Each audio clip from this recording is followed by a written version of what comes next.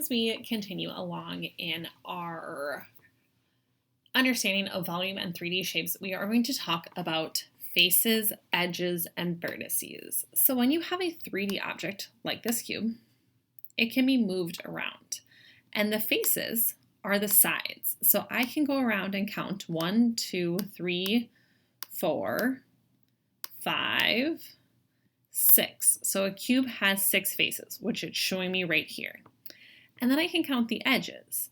So on this side, there's 1, 2, 3, 4. And on the opposite side, there's the same 5, 6, 7, 8. Then I need to attach them here 9, 10, 11, 12. So there are 12 edges, which is where 2 sides come together. And then the last thing is a vertice.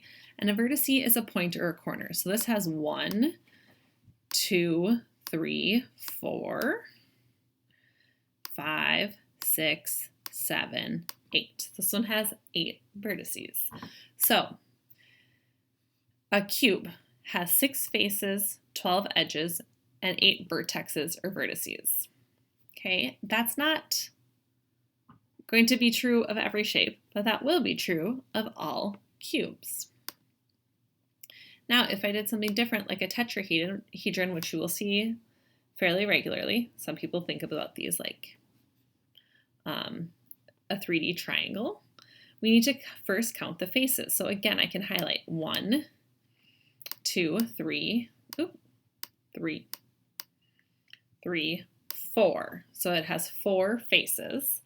And then I need my edges. So 1, 2, 3, 4, 5, 6, and I have them all. So on my tetrahedron, I have 6 edges. So 4 faces, 6 edges, and then my vertexes, my points, 1, 2, 3, 4.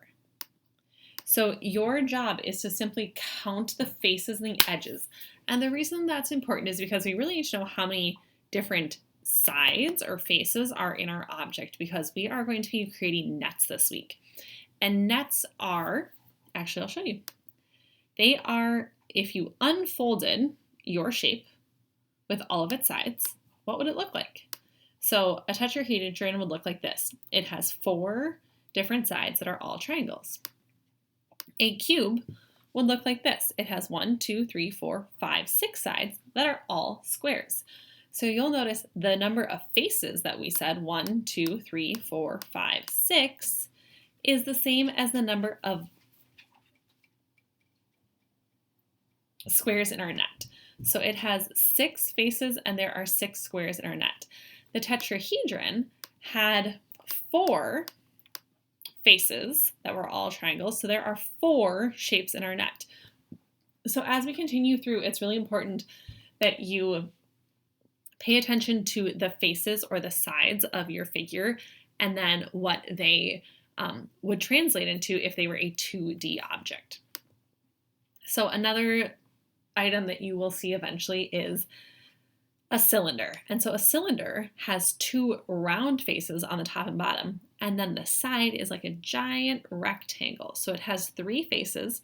It only has 2 edges because it only meets at the top and the bottom, and the round part doesn't create a new edge. And then because it has no corners, it actually has 0 vertices.